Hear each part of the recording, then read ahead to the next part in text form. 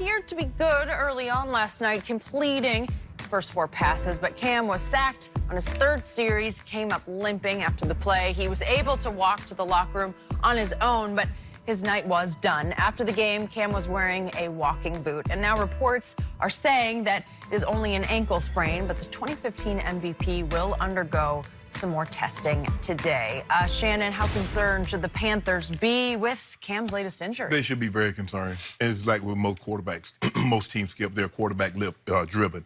And when the quarterback goes out, it substantially hampers your ability to win ball games, especially because you're so reliant on the quarterback. But for me, Skip, this issue still hasn't been addressed. They can't protect him. Now, that injury, that's Cam. Cam, throw the ball away. Why are you trying to make a play in the preseason? Bruh, no hero ball in the preseason. Yep. None, 0. If it's not there, 1, 2, 3, hey, if I'm going 1, 2, 3, 1, 2, 3, hey, check it down. 1, 2, 3, 4, 5 is not there, check it down, throw it away. I'm not trying to play any hero ball in the preseason, Skip, because I'm not going to give them an opportunity to put me on the ground. But this offensive line is not very good, Skip, and they can't protect Cam. And they were just sloppy last night. They were. It's as simple as that. And I don't want to, put it all on the the Panthers offense. But the Patriots, they do have a good defense, Skip. But they did not look good. And I'm a firm believer, if you limp into the regular season, you'll limp out of it. Yeah. You can't get healthy playing NFL football if you come into the season injury, Skip, because there's not enough time in the day.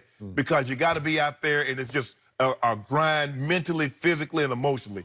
But the Panthers should be very concerned that they still haven't found a way to protect Cam, and Cam still needs to understand there's a time and a place for everything, and the preseason is not the time or the place for hero ball. I will give you this. The Patriots were all over him from the start, and he did try to extend a couple of plays way too long where he was asking for more and more trouble. But by the way, your guy Chase Winovich from Michigan, he's going to be a factor for them. He was playing with the ones last night. My guy Adam Butler from Vanderbilt University, he was the guy who sacked him on the play in question. Now, on the play in question, I couldn't see what went wrong. It didn't look that dangerous to me. I don't know what you saw, but I couldn't see what happened to his foot. But the point is, I'm going to just throw this out, and I hope I'm right about this in a very negative light. I'm hoping that Cam just, like he's rebelling against the preseason like a lot of other, like his body language said from the start, I don't really want to be out here. And if that's true, and if he was slightly exaggerating how hurt he was, I'm good with that, because that would mean he's not really hurt. If this is serious, which it could be he was in a boot. Right.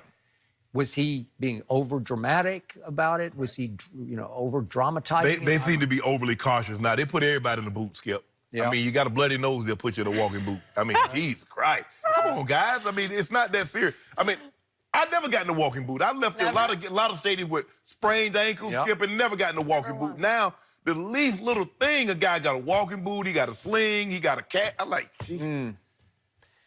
It looked to me like he just wasn't into it last night, and it was compounded by the fact that they could not protect him. But his body language was not good. No. And this has been an ongoing issue for this franchise. He's clearly the best player. Yes. He's the face of the franchise.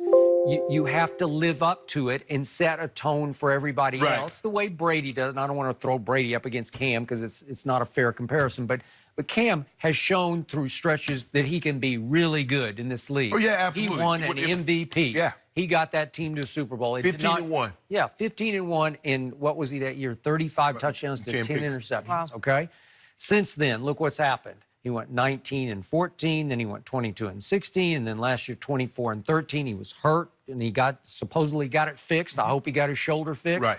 But that's over the last 3 years. That's a grand total of 43 interceptions. That is tied for first in the National Football League. Well, obviously that won't work. Now you can't put the ball in harm's way that many times. Not that many times, which is why, among qualified quarterbacks, he's 21st in winning percentage over the last 3 years, because they just haven't been very good, in part because he hasn't been very good. That's not the whole show, but again.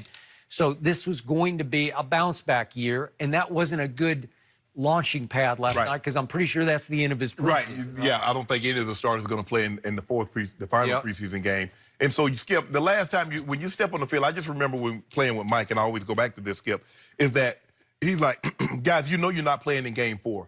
Let's put our best effort to give us something positive going into the season, Skip. Right. We're going to put, he was going to call plays like this. He and Coop was going to call plays like a regular season game, and we were going to approach it. We were going to get, we're going to go no huddle. We were going to do things that we would do in the regular season because we wanted, okay, we ready. Because we're not playing next week, but we needed that confidence. Okay, we ready to go play. We good.